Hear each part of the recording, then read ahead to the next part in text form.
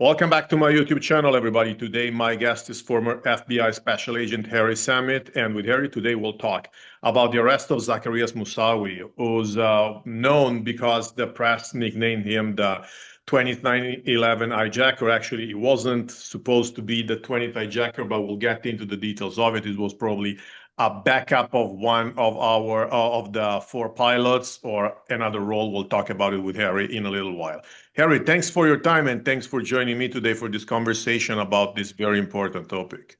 Sure, my pleasure. Nice to meet you. Well, Harry, before we jump into our discussion, would you like to introduce yourself and tell my viewers whatever you feel is relevant about your career with the FBI? Yeah, you bet. In 1999, I graduated from the FBI Academy at Quantico. As a new special agent, I was assigned to the Minneapolis Joint Terrorism Task Force, the JTTF, here in the Twin Cities. I reported to Minneapolis in May of 1999, and I was assigned to 5 Squad, which was the JTTF. I started to get some experience working international terrorism investigations, and kind of worked my way up just by working cases on international terrorism subjects. And you also recently published a book about this case that we're going to discuss, which is called the Zacarias Moussaoui matter. So anyone who's interested in the details can buy and read the book. I definitely encourage that. And we'll talk about the general details of the case in this conversation that we're going to have. So, Harry, how did the whole thing start? Because in your book, you describe very well that at a certain point, red flags were raised because you guys were concerned about this person going to flight school. Would you like to tell us what happened and how the whole thing started? Yeah, the case came to us, and probably through one of the less common ways. We actually had a complaint, a call in from a citizen. FBI agents tend to be a little bit suspicious of those calls because a lot of times people who call the FBI either are suffering from mental health issues, or even if they're not, they generally are misguided, and what they're calling to report isn't a crime or isn't anything that the FBI would be interested in investigating. In this case, though, on August 15th, 2001, an instructor at a flight school here in Minnesota called in, and he did have a good story to tell, and it was something that got us interested in investigating. Well, so you guys arrest Zacarias Moussaoui and his associate called Al-Attaz, if I remember well. And they both start lying repeatedly, whatever you guys ask them. What are your recollections of that time? Because by reading your book, what surprised me is that they were not even smart enough to come up with reliable or intelligent lies. Yeah, so Zacarias Moussaoui, we arrested him first after the person called in and reported his suspicious behavior. We started to investigate. Our immigration agent on the task force figured out that he was in the country illegally. He was an overstay, and so he was arrestable. We arrested him, took him. He was transported to the immigration office to be processed, and he was waiting for us. And then we interviewed his friend, Hussein Alatas, first. Mr. Alatas wasn't an experienced terrorist operative. He was certainly sympathetic. He was good friends with Moussaoui. They lived together in Norman, Oklahoma. They traveled up to the Twin Cities together, but he wasn't a guy who had gone through the training camps. He wasn't someone who was really prepared to be interviewed, and so he made a lot of mistakes. Even though he lied, we were able to tell pretty clearly that the guy was not telling the truth. Later that same evening, the evening of August 16th, now the day after the case has been opened, we interviewed Zacarias Moussaoui, who, although we didn't know it at the time, was camp trained, had gone through al-Qaeda's training, should have been, as you pointed out, Leonardo, should have been better prepared, should have had his story straight, but didn't. I think it was just his arrogance. He grew up in France. I think he thought he was going to be fine if he encountered law enforcement, and that he didn't really need to rehearse a story. Well, also because if you think about it, most of the people we talk about when we discuss 9/11 are from the Middle East or Asia. Okay, having a person like Moussaoui who's from France is quite peculiar because the only other case I can think of would be al-Awlaki, who's even American. But having a guy from Europe was actually unique. So probably what you say is correct, but I would add that probably another reason is that he was not too smart, so he didn't think of a good story to tell investigators. I don't know, what are your thoughts about this? I mean, he wasn't a dumb guy. Ah, okay. I wouldn't say it was a lack of intelligence that led him to that. I think, I think there's a certain category of person who feels like they can handle things, right? That either the situation is this isn't going to happen to me, so I don't need to prepare for it, or if it does happen to me, um, I have the skills I need to master it without any preparation. And in his case, neither of those things was correct. It did happen to him, and he didn't have a story well prepared. Well, and right after, well, not right after, but after, you also collaborated with the French police to get information about his backgrounds, about when he was living in France. So how was collaboration with the French investigators? Because it was pre 9/11, so probably they were not ready to collaborating in a case like this. I don't know. I'm just guessing. No, that's not true. They were Okay. very good. So I didn't collaborate directly with the French service. It didn't get to that point. As I pointed out in the book, the way we communicated with foreign agencies that we dealt with was via the legal attaché program. The FBI has agents assigned. They have diplomatic status in embassies all over the world, including Rome, Paris. Pretty much. I'm guessing more than 100 countries. I'm not sure what the exact number is, but even back in 2001, it was a lot. The legal attaché office in Paris had an assistant legal attaché who was an FBI agent whose job it was to coordinate between the French and U.S. On counterterrorism matters, and that's who I dealt with, an FBI agent named Jay. I passed information about our case to Jay, and Jay in turn gave that to the French authorities, and then they sent that information, anything that they wanted us to know, back to Jay. He translated it from French to English and then passed it to me. And let's get to the main point of your book. I think that is the topic you cover most. And correct me if I'm wrong, but you guys tried to get a search warrant from the FBI to search his PC and also his belongings in general, but you could not. What happened there? How come were things underrated, or was it a problem of a different kind? So back in 2001, things were different. The process for obtaining um, uh, extra powers, extra search powers for field offices. Like I was in the Minneapolis field office in terrorism cases before 9/11.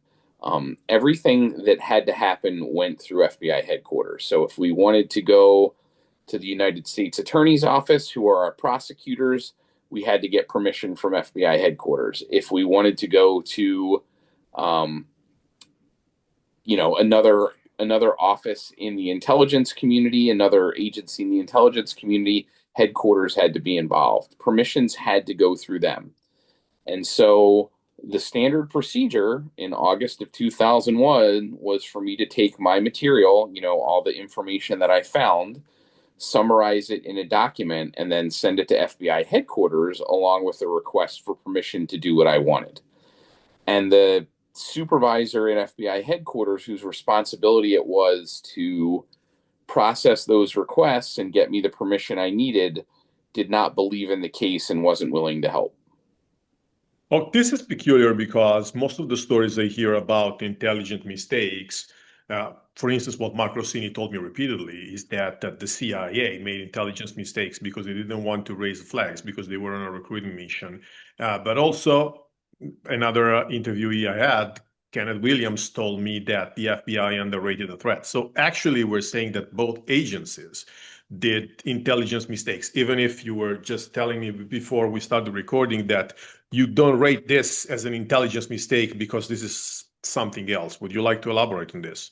Yeah, yeah. So both agencies did make mistakes. I know Ken Williams' story very well. He's a highly respected FBI agent who did a tremendous amount of work before 9/11 and some really good analysis to figure out that men from the Middle East, and an unusually high number of men from the Middle East with suspicious backgrounds, were present in the United States and undergoing flight training. So, from his perspective, absolutely intelligence mistakes were made by the FBI. From my perspective, I was reporting to FBI headquarters about one specific subject and his friend, Alatas. Moussaoui was the subject and Alatas was his friend. Um, Moussaoui was taking unusual flight training, it's true, but Alatas told us that he was an Islamic extremist. And then a few days later, the French government came in and gave us specific information linking him to the jihad in Chechnya. And then later still, the French came back and linked him to Afghanistan. They linked him to the Chechen Mujahideen, who were connected to bin Laden.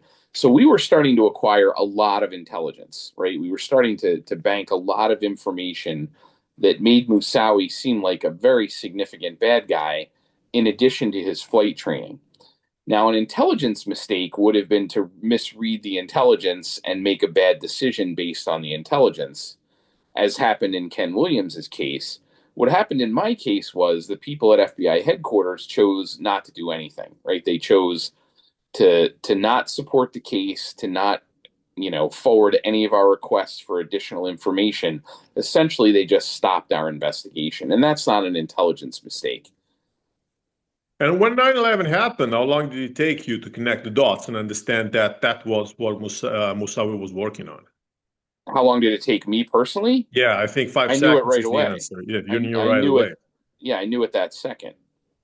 Well, but that one thing that I don't understand, even after reading your book, there's a part that I don't understand is what you think his role was. Because we're talking about somebody who was still training like 1 month before the attack. So this thing that I've always believed was that he was the backup for Ziad Jarrah, but probably that was not the case. What do you think? No, no, that wasn't the case.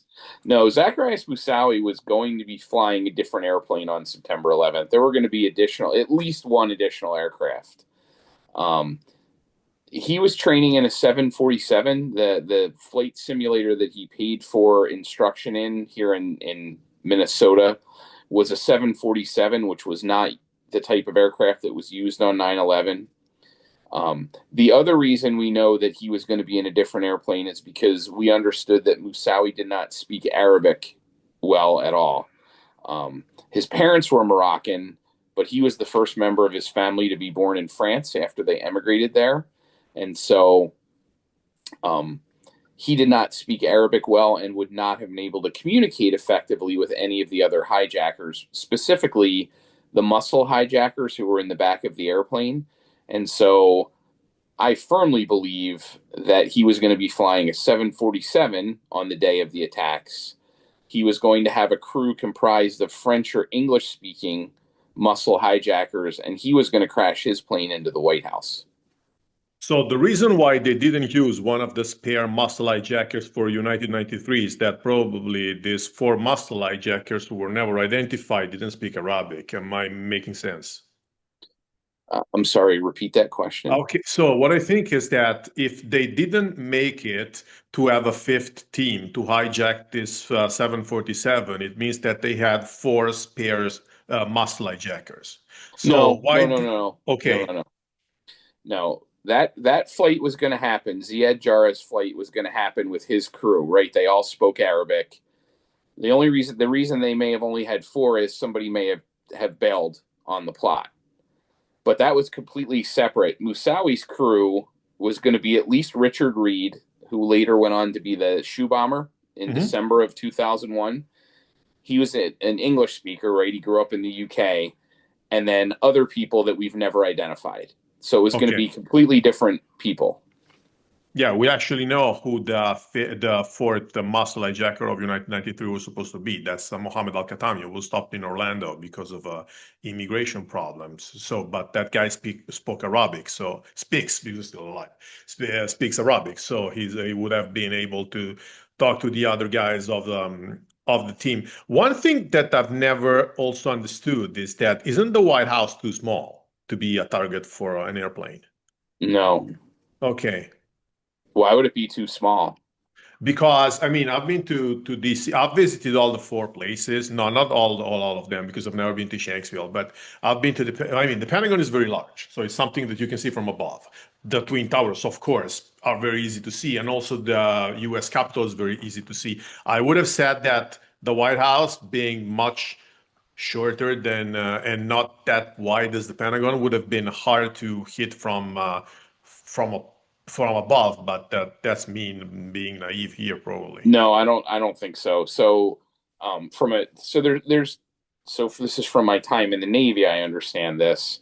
There's two components. There's two aspects to being able to attack a target from the air. Whether you're going to drop a bomb on it or whether you're going to fly a plane into it. And flying the plane into it is actually easier than dropping a bomb on it, right? Bombing accuracy can be difficult Sure. if you're not trained in it and you don't practice it. But flying a plane into a target is relatively simple. The first problem is you have to be able to spot the target from the air. And the White House is relatively easy to spot from the air, right? If you have done your target study and you've looked at a map and you've looked at photographs, you're going to be able to recognize the White House, right? It's on a large green, lawns in the middle of DC. It's going to be relatively easy to spot from the air. The second part of the problem is hitting it with the airplane, and that's not really very challenging. You point the nose of the airplane at it, and you dive into it. Yeah, let's not forget that Anya and Jure had a very simple job because any spot in the Pentagon to hit would have worked. And also, the guys hitting the Twin Towers. I mean, Mohammed Atta did a very good, I mean, he actually hit the tower in the middle, but the other pilot, whose name is escaping me now, almost missed it. So, as you say, it's actually easier to fly a plane into something than to drop a bomb because you can easily get it. Yeah, in And the historical example of that's World War II, right? The kamikazes. The reason Japan started using kamikazes late in World War II was because the amount of time they had to train their air crew was shortened as the war started going badly for the Empire of Japan. They could no longer turn out pilots who were good dive bombers who could actually accurately hit something by dropping a bomb on it. And so it was much simpler to train them to fly an airplane into a ship, into a target, than it was to bomb it. And so that's why they switched to kamikaze attacks. well, when after 9/11 you eventually were allowed to search his belongings, what relevant information did you find? Yeah, so he had two pieces. There were really broadly two categories of evidence that were important to us. The first was information that tied him to the hijackers, that the now dead hijackers, because of course we didn't get permission to search his belongings till September 11th. Um, Moussaoui was a big note taker. He took notes quite a bit. He wrote down everything, in a lot of it in English, and so when the decision was made for him to leave his flight school in Oklahoma and come up for additional flight training in Minnesota, he obviously asked for money from Al Qaeda, right? He needed money to fund the additional flight training. And so he received a bunch of wire transfers from Germany, from Hamburg via Western Union. He had written all the details of those Western Union wire transfers, including the numbers that he needed to release them, in his notebook. And that allowed us to send a lead to the Germans. The German authorities were able to go back to the Western Union site in Germany, pull the documents that were used to originate the wire transfers and do fingerprints, and they pulled Ramzi bin al-Shib's fingerprints off of those documents. Now, Ramzi bin al-Shib was Muhammad Atta's roommate in Hamburg, and so that connection would have connected him directly to the plot. Muhammad Atta's roommate transferred almost $15,000 in cash to Moussaoui right before he came to Minnesota for his flight training. So there was information like that that tied him to the hijackers and tied him to the plot. There was other information that would have been useful knowing, help tell us what the nature of the plot was. He had a diagram that showed a person using an edged weapon to slash someone's throat, kind of showing how to cut someone's throat with a knife. That was in there as well. And then the other type of information that was significant to us, that was not directly relating to the 9/11 plot, was the materials he had on crop dusting. Those were electronic. He actually had those on a floppy disk because this is 2001 and people use floppy disks. He had that in his laptop case on a floppy disk. He had a bunch of academic chapters on how to crop dust. So what he was going to do with that? Maybe spray poison around? Spray a biological agent around, right? Can you imagine as bad as 9/11 was, the impact of a fifth plane hitting the White House? So it presumably kills the president or takes out the command authority of the United States. The other planes, the planes going to the Pentagon and the World Trade Center and the Capitol. So, the leadership of the country is at a minimum relocated, but more than likely killed. And then al-Qaeda has used crop dusters over, pick a half a dozen cities, maybe not even, maybe 2 or 3 major metropolitan areas. And they crop dust at night and they crop dust a biological agent over, New York, Chicago, Los Angeles. And then a couple days after 9/11, a week after 9/11, people start getting sick.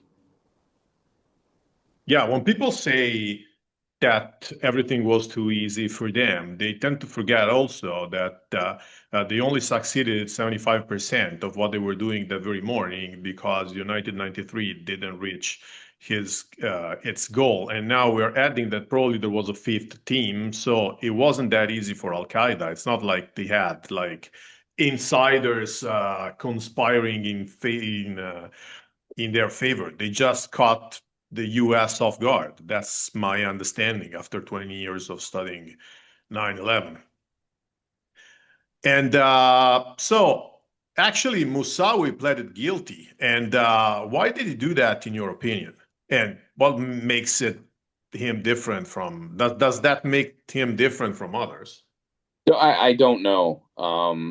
He's an erratic guy. His courtroom, if you read his courtroom filings, in the 4 years leading up to his guilty plea, it's pretty obvious he's doing and saying anything he can to cause harm or damage to the United States.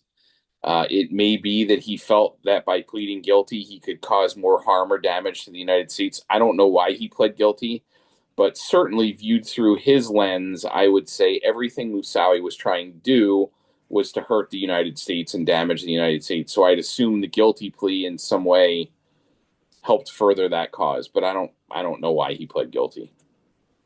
Well, but do you think at the end of the day that 9/11 could have been prevented if you got that search warrant before 9/11? So Leonardo, I'm asked that question every time I'm interviewed, whether it's on a podcast. The answer I always give is this: I don't know. I'm not a counterfactual guy, right? I can't say if my mother had been my father, what would have happened. I can't answer questions like that. But what I can tell you is there were materials in his possessions that we wanted to search that would have led us back to the hijacker plot. Now, the question is, would we have gotten to those quickly enough? Would foreign governments like the Germans have investigated what we wanted them to? I don't know. There's too many variables in there for me to say, yes, we could have stopped 9/11, or no, we couldn't have stopped 9/11.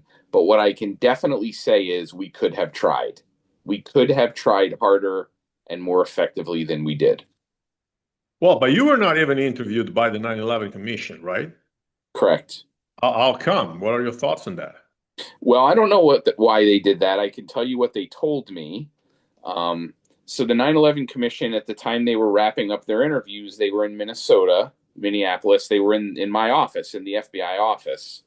I found out that they were there, and I was surprised that my partner and I who had arrested Moussaoui and interviewed him, and who had arrested Alatas and interviewed him, weren't being talked to. So I eventually got on the phone. The lawyer wouldn't even, meet me face to face, but got on the phone and said, "Oh no, we're going to use your testimony at earlier hearings." I had testified before congressional staffers, and so they said, "We have that written testimony. We're gonna take that and use that in lieu of talking to you."